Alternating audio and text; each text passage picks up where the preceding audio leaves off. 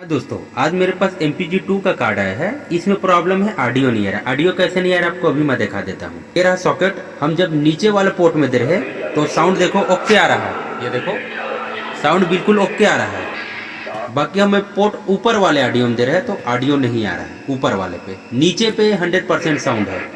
तो इस कंडीशन में हम क्या करेंगे, यहाँ से दोनों को वायर जम्फर करके भी काम चला सकते हैं, दोनों को एक में।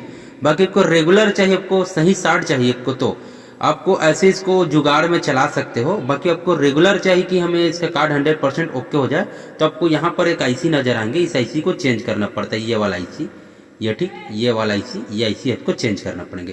तो इसका आईसी मैंने यहाँ पर उठा कर रख दिया, ये वाला एक आईसी।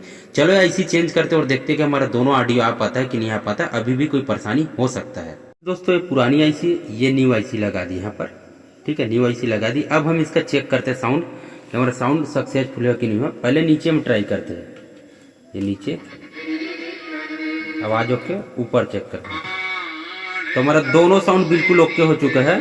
ये रेगुलर के लिए है। आप जुगाड़ में करना चाहो दोनों एक को शॉर्ट करके आप चला सकते हो। बाकी ये रेगुलर है, आप ये आईसी चेंज करो, वो बेस्ट है।